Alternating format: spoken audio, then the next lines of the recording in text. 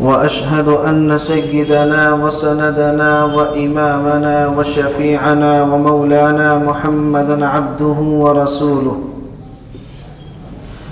قال الله تبارك وتعالى في القرآن الكريم: أعوذ بالله من الشيطان الرجيم. بسم الله الرحمن الرحيم. أفحسبتم أنما خلقناكم عبثا وأنكم إلينا لا ترجعون. وقال الله تعالى في مقام آخر: وذكر فإن الذكرى تنفع المؤمنين وما خلقت الجن والإنس إلا ليعبدون. صدق الله العلي العظيم. وقال النبي صلى الله عليه وسلم: الدنيا مزرعة الآخرة. وقال النبي صلى الله عليه وسلم: الدنيا جيفة طالبها كلاب، أو كما قال النبي صلى الله عليه وسلم.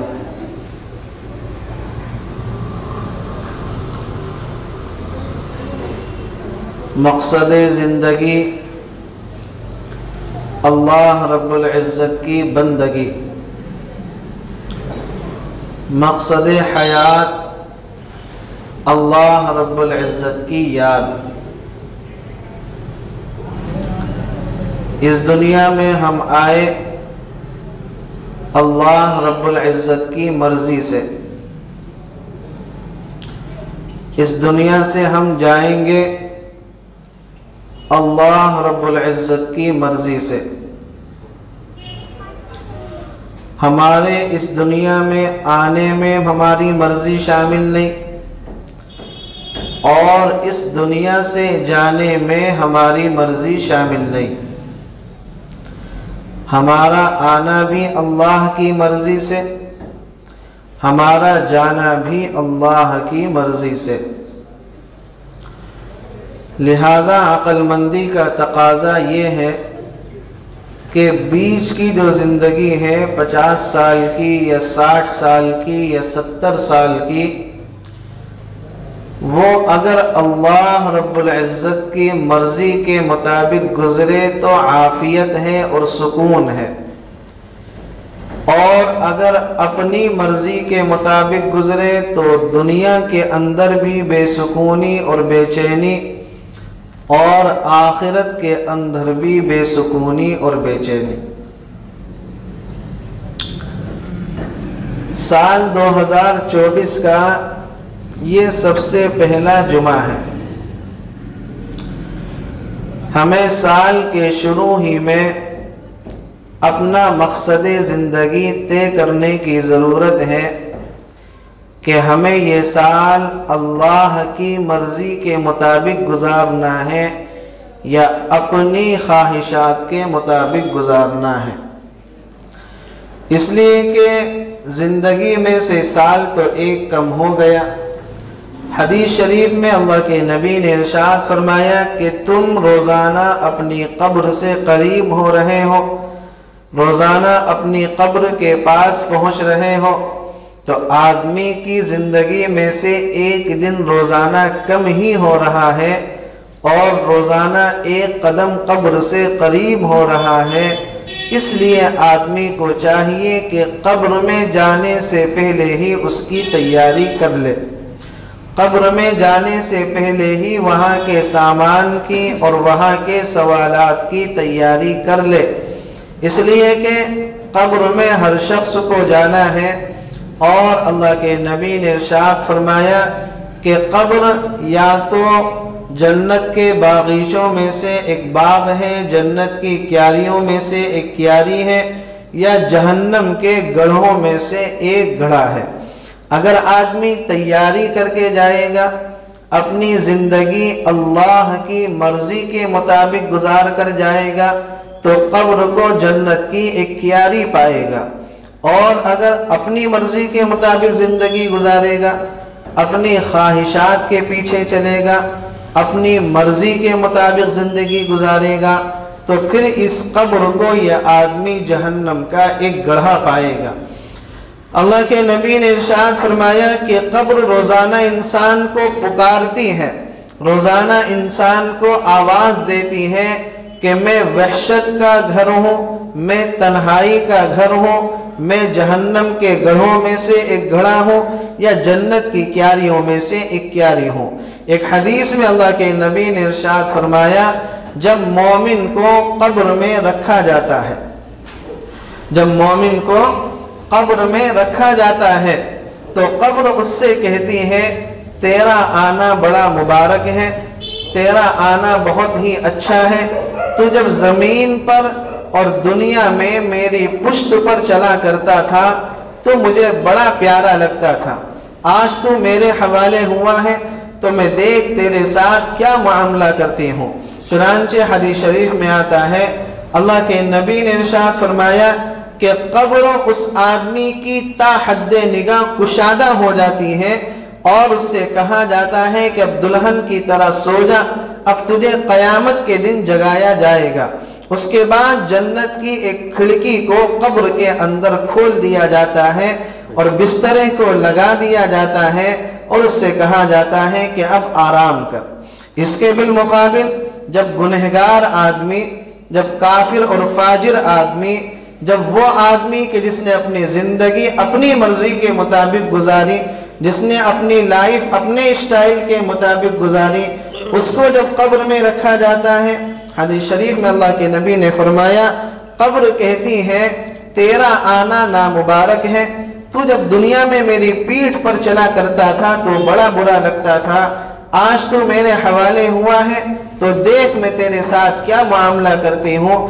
اس کے بعد اللہ کے نبی نے فرمایا کہ وہ قبر اس کو بھیجتی ہے اور اس انداز سے بھیجتی ہے کہ اس کی یہ پسلیاں آپس میں ایک دوسرے سے ایسے گھس جاتی ہیں اور اس کے بعد 70 اژدہے اس کے اوپر مسلط کر دیے جاتے ہیں، اور ایک اژدہا اتنا زہریلا اور اس کے زہر کے اندر وہ شدت ہے کہ اگر وہ دنیا کے اندر پھونک مار دے اس کے زہر کی شدت سے قیامت تک دنیا کی زمین پر گھاس ہی نہ اگے، اور وہ 70 اژدہے اس پر مسلط ہوتے ہیں اور قیامت تک اس کو ڈستے رہیں گے۔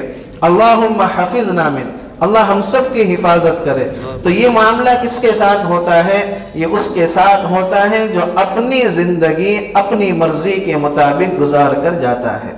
اس لیے اس بات کی کوشش کرے، اس بات کو سوچیں اور اس بات کی فکر کریں کہ ہمیں یہ جو دنیا کی زندگی ملی ہے یہ اپنی مرضی کے مطابق گزارنی ہے یا اللہ کی مرضی کے مطابق گزارنی ہے۔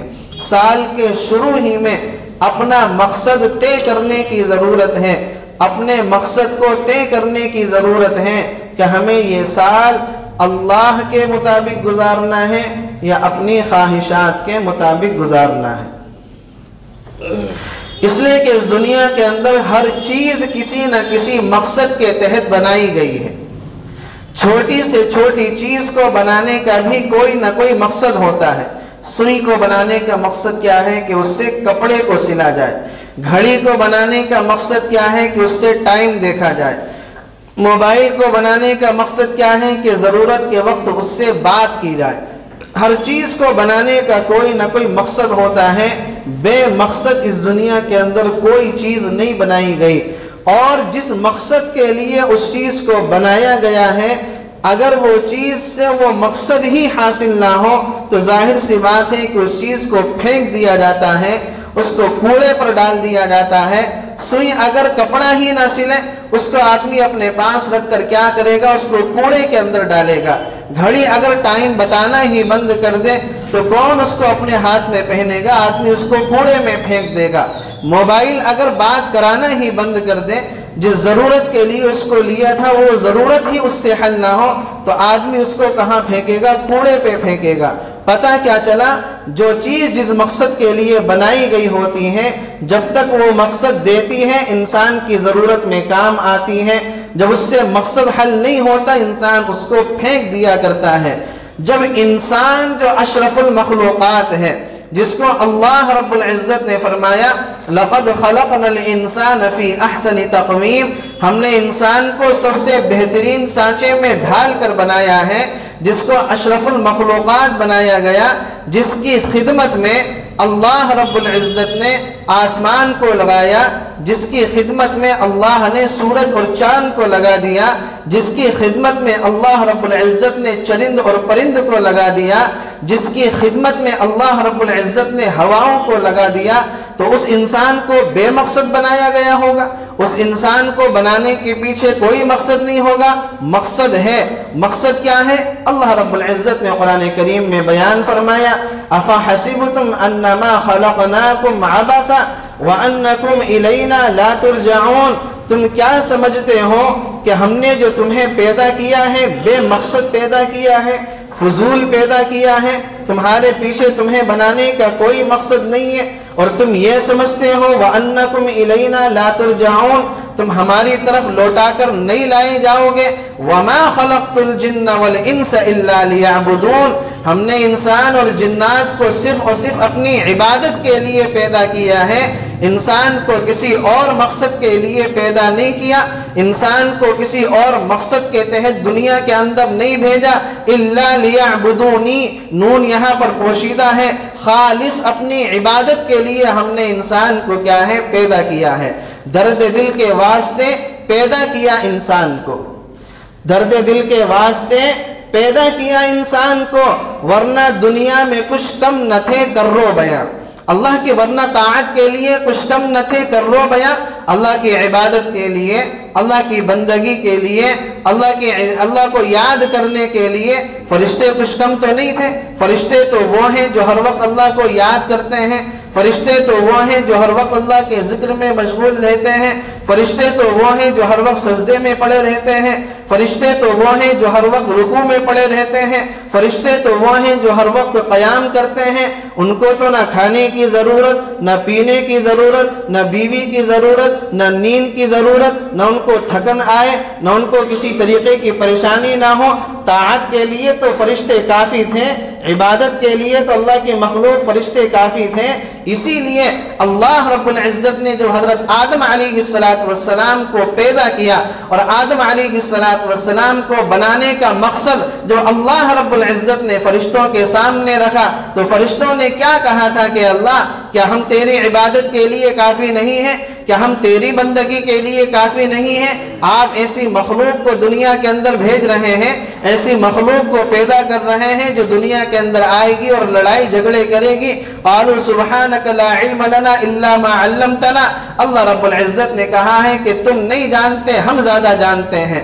تو فرشتے کیا ہیں؟ عبادت کے لیے کافی تھے، فرشتے بندگی کے لیے کافی تھے، فرشتے طاعت کے لیے کافی تھے۔ انسان کو بنانے کا تو کوئی مقصد نہیں تھا، نہیں مقصد ہے درد دل کے واسطے پیدا کیا انسان کو۔ انسان کو اللہ رب العزت نے لوگوں کے واسطے پیدا کیا، عبادت کے واسطے پیدا کیا، خدمت کے واسطے پیدا کیا، بندگی کے واسطے پیدا کیا، طاعت کے واسطے پیدا کیا۔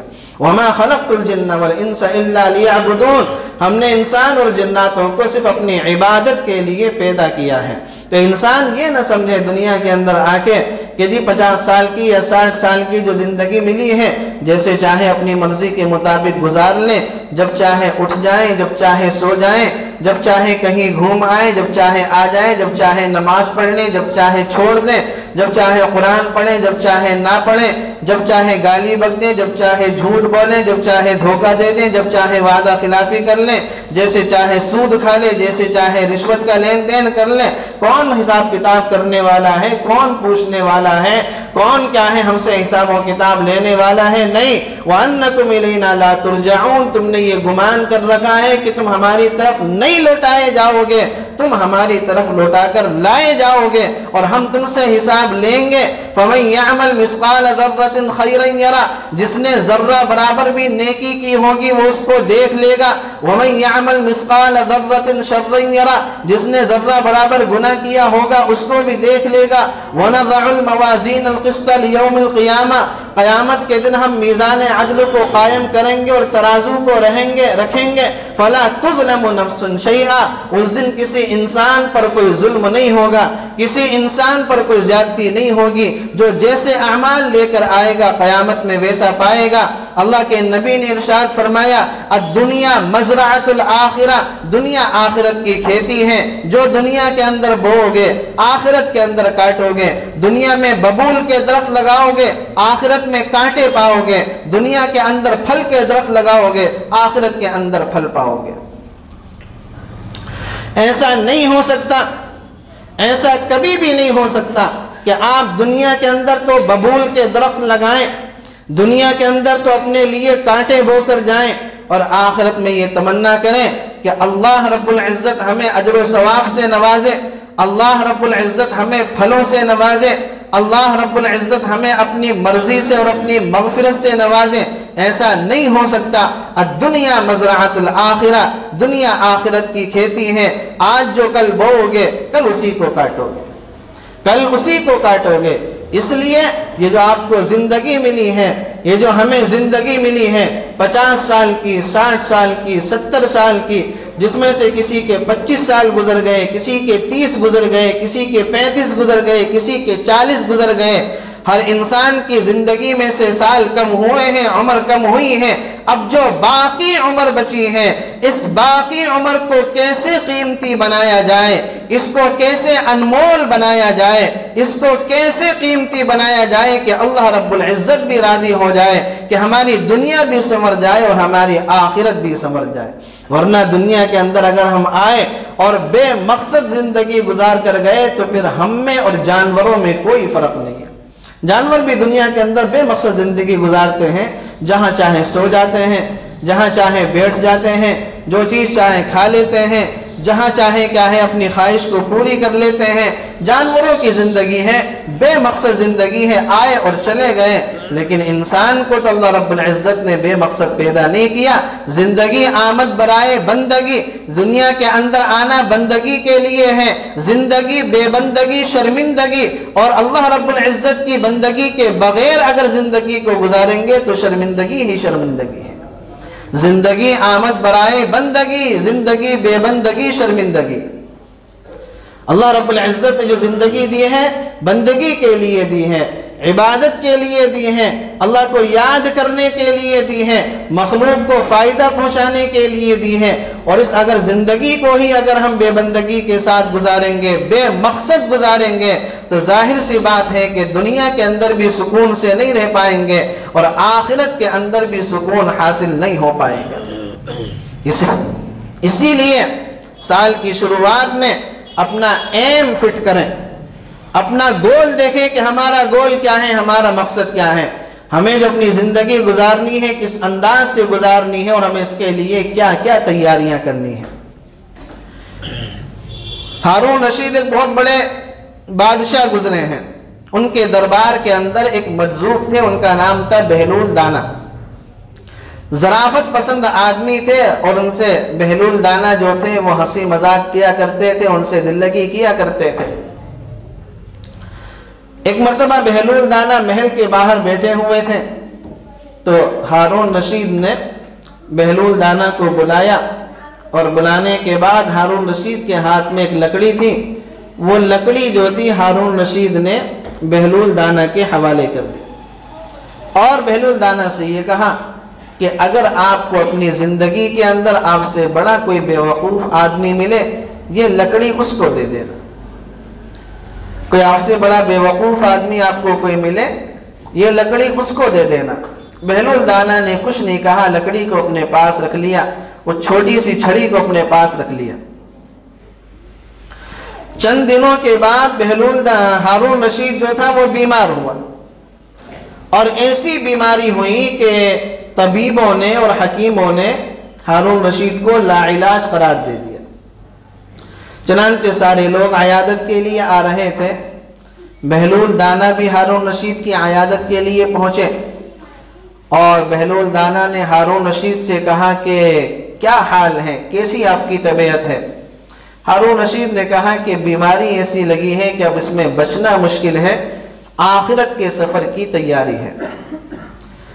بہلول دانا نے کہا کہ پھر آپ نے آخرت کی سفر کے لیے کچھ تیاری وغیرہ کی ہے یا نہیں ہے جو سفر کے لیے آپ جا رہے ہیں؟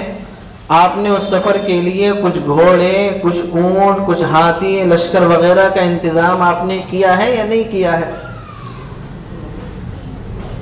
بہلول دانا سے ہارون رشید نے کہا کہ بہلول، جس سفر پر میں جا رہا ہوں اس سفر پر لشکر وغیرہ ساتھ نہیں جاتے، وہاں پر آدمی خالی ہاتھ جاتا ہے، وہاں پر آدمی خالی ہاتھ جاتا ہے۔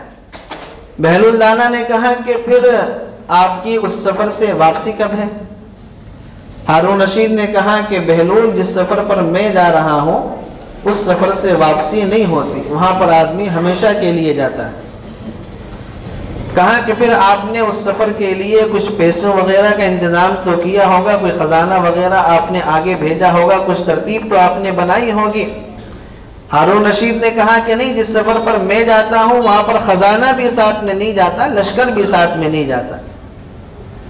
بہلول دانا نے وہ چھڑی نکالی اور ہارون رشید کے حوالے کر دی کہ مجھے آپ سے بڑا بے وقوف آدمی اس دنیا کے اندر تو کوئی نہیں ملا، آپ اس چھڑی کو اپنے پاس رکھیں، اس لیے کہ دنیا کے اندر آپ جب کسی ملک کے سفر پر جاتے تھے تو آپ اس کے انتظامات کرتے تھے، اس کے لیے لشکر کی تیاری کرتے تھے، لشکر کو آگے بھیجا کرتے تھے، اور روپیوں پیسوں کا اور خزانوں کا آپ انتظام کیا کرتے تھے، اور حالانکہ اس سفر سے آپ کو واپس بھی آنا ہوتا تھا۔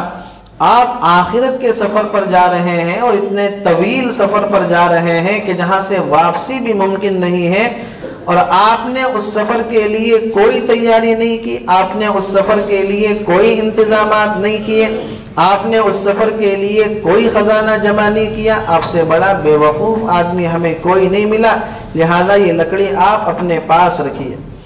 ہارون رشید رونے لگا اور کہنے لگا کہ بہلول، ہم تو تجھے بے وقوف سمجھا کرتے تھے، تو بڑا عقل مند آدمی نکلا۔ یہ واقعہ صرف واقعہ نہیں ہے، یہ ہم لوگوں کے لیے عبرت کا نشان ہے، ہم لوگوں کے لیے باعث عبرت ہے کہ ہم لوگ جو دنیا کے اندر رہ رہے ہیں، دنیا کے اندر اپنی زندگی کو گزار رہے ہیں، اور ہم نے ضروریات زندگی کو ہی اپنا مقصد زندگی سمجھ لیا ہے۔ آدمی کے پاس ایک اچھی ایجوکیشن ہو، ایک اچھی جاب اس کے پاس ہو، ایک اچھا مکان اس کے پاس ہو، ایک اچھی بیوی لائف پارٹنر اس کے پاس موجود ہو، اور ایک اچھی گاڑی، ایک اچھا بنگلہ اس کے پاس موجود ہو، اور ایک زندگی گزارنے کے لیے ایک بہترین لائف اسٹائل اس کے پاس موجود ہو۔ یہ سب کیا ہے؟ یہ ہے ضروریات زندگی۔ یہ کیا ہے؟ ضروریات زندگی ہے، زندگی کی ضروریات ہیں۔ آپ کی تعلیم بھی یہیں پر رہ جائے گی، آپ کی جاب یہیں پر رہ جائے گی، آپ کی بیوی یہیں پر رہ جائے گی، آپ کا مکان یہیں پر رہ جائے گا، اور آپ کا گھر یہاں پر رہ جائے گا، اور آپ کا لائف اسٹائل یہیں پر رہ جائے گا، آپ کی گاڑی، آپ کے بنگلے یہیں پر رہ جائیں گے۔ یہ کیا ہے؟ یہ ہے ضروریات زندگی۔ ایک ہے مقصد زندگی۔ مقصد زندگی کیا ہے؟ اللہ کی عبادت، اللہ کی یاد، نمازوں کی پابندی، روزوں کی پابندی، حج کو ادا کرنا، زکوٰۃ کو ادا کرنا، قرآن کریم کی تلاوت کرنا، سچ بولنا، جھوٹ نہ بولنا، والدین کی فرما برداری کرنا، لوگوں کو دھوکہ نہ دینا، لوگوں سے وعدہ خلافی نہ کرنا، اسی طریقے سے سود سے اپنے آپ کو بچانا، رشوت سے اپنے آپ کو بچانا، بہنوں کا وراثت میں حق نہ کھانا۔ یہ ساری چیزیں کیا ہیں؟ یہ ہے مقصد زندگی، جو انسان کو دنیا میں بھی کام دیں گی، آخرت میں بھی کام دیں گی۔ ہم لوگوں نے ضروریات زندگی ہی کو سب کچھ سمجھ رکھا ہے، جاب میں لگے ہوئے ہیں، تعلیم میں لگے ہوئے ہیں، بیوی بچوں میں لگے ہوئے ہیں، اپنے لائف اسٹائل میں لگے ہوئے ہیں، گاڑیوں میں لگے ہوئے ہیں، گھر میں لگے ہوئے ہیں، اپنی زندگی میں لگے ہوئے ہیں۔ ضروریات زندگی سے اتنا غافل ہوئے، اتنا غافل ہوئے، اتنا غافل ہوئے کہ مقصد زندگی کی طرف ہمارا ذہن ہی نہیں جاتا، اور جب آتا ہے اس دنیا سے جانے کا وقت، تب آنکھیں کھلتی ہیں، تب اس لمحے کے اندر انسان کو ساری زندگی کا چٹھا اس کے سامنے آ جاتا ہے کہ دنیا کے اندر کیا کھویا ہے اور دنیا کے اندر ہم نے کیا پایا ہے۔ میری زندگی کا مقصد تیرے دین کی سرفرازی، میں اسی لیے مسلمان، میں اسی لیے نمازی۔ آدمی کی زندگی کا مقصد کیا ہونا چاہیے؟ اللہ رب العزت کی عبادت، اللہ رب العزت کی بندگی، پیغمبر علیہ الصلاۃ والسلام کی سنتوں کی پابندی، شریعت کے مطابق اپنی زندگی کو گزارنا، نمازوں کی پابندی، قرآن کی پابندی، سچائی کی پابندی، گالیوں سے اپنے آپ کو بچانا، یہی تو انسان کی زندگی کا مقصد ہے۔ لیکن ہم لوگوں پر دنیا کا رنگ ایسا چڑھا ہے کہ ہم لوگوں کو مقصد زندگی ہی اپنا یاد نہیں رہا کہ ہمیں اللہ نے دنیا کے اندر بھیجا تو کس مقصد کے تحت بھیجا تھا۔ آپ دیکھ لیں ہم لوگوں کی عبادات کا کیا حال ہے، جو سب سے مین مقصد قرآن نے بیان کیا، وَمَا خَلَقْتُ الْجِنَّ وَالْإِنسَ إِلَّا لِيَعْبُدُونَ، ہم نے انسان اور جنات کو اپنی عبادت کے لیے پیدا کیا ہے، خالص عبادت کے لیے۔ اس عبادت کے اندر ہماری کیا حالت ہے ہم خود دیکھ سکتے ہیں، عبادت کے اندر ہم کتنی ڈنڈی مارتے ہیں ہم خود دیکھ سکتے ہیں، ہماری نمازوں کی حالت کیا ہے کیا ہمیں نہیں پتہ؟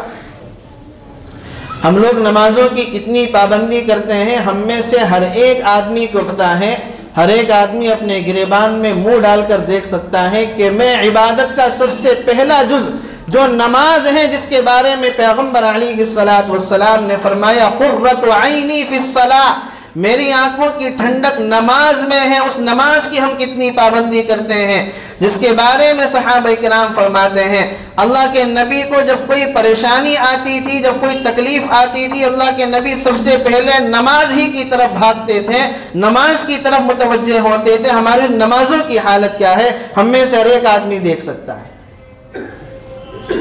ہم لوگ فجر کی کتنی پابندی کرتے ہیں، اوہو فجر کے بارے میں تو کہنا ہی کیا ہے۔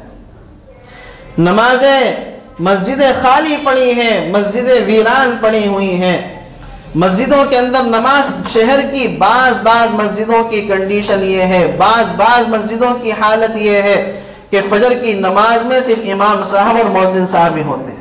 بعض شہر کی اور دیہات کی مسجدوں کی حالت یہ ہے پورا کا پورا محلہ مسلمانوں سے بھرا ہوتا ہے، کسی ایک کو بھی توفیق نہیں ہوتی کہ فجر کی نماز کے لیے مسجد میں آ جائے۔ مسجد تو بنا دی شب بھر میں ایمان کی حرارت والوں نے، من اپنا پرانا پاپی تھا برسوں میں نمازی بن نہ سکا۔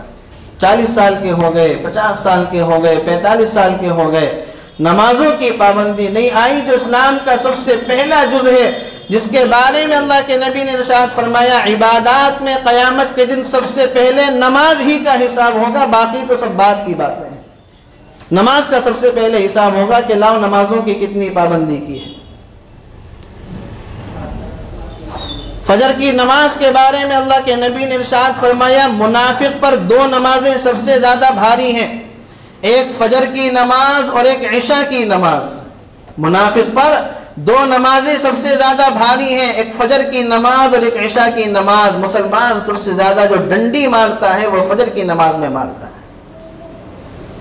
ہم اپنے آپ کو مسلمان بھی کہتے ہیں، ہم اپنے آپ کو جنت کا ٹھیکیدار بھی سمجھتے ہیں، ہم اپنے آپ کو جنت کا حقدار بھی سمجھتے ہیں، اور اللہ کے نبی فرما رہے ہیں منافق پر سب سے بھاری 2 نمازیں، ایک فجر اور ایک عشاء۔ قرآن کہتا ہے حافظوا علی الصلوات والصلاة الوسطی، فجر کی نماز کی حفاظت کرو اور عصر کی نماز کی حفاظت کرو۔ قرآن نے خاص طور سے فجر کی نماز کی پابندی کا حکم فرمایا۔ ایک حدیث میں اللہ کے نبی نے ارشاد فرمایا جو آدمی فجر کی نماز پڑھتا ہے وہ اللہ کی حفاظت کے اندر آ جاتا ہے۔ ظاہر سی بات ہے کہ جو آدمی اللہ کی حفاظت کے اندر آ جائے اس کو دنیا کے اندر اس دن کیا پریشانی پہنچ سکتی ہے۔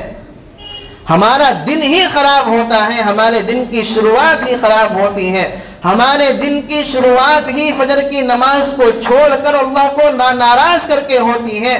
اس کے بعد پھر ہم دنیا کے اندر رونا روتے رہیں کہ بچے ہماری بات نہیں مانتے، کاروبار ہمارا ٹھیک نہیں ہے، گھر کے حالات خراب ہیں، خرچے ہمارے پورے نہیں ہوتے، تو پھر رونا کس بات کا ہے۔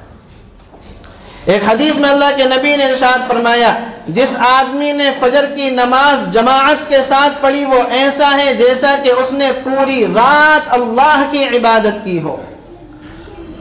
جس آدمی نے فجر کی نماز جماعت سے پڑھی ایسا ہے پوری رات اس نے اللہ کے سامنے کھڑے ہو کر گزار دی ہو، اور جس آدمی نے عشاء کی نماز جماعت کے ساتھ پڑھی ایسا ہے جیسا کہ اس نے آدھی رات اللہ کے سامنے کھڑے ہو کر گزار دی ہو۔ سب سے پہلے نماز ہی کے بارے میں ہماری یہ حالت ہے۔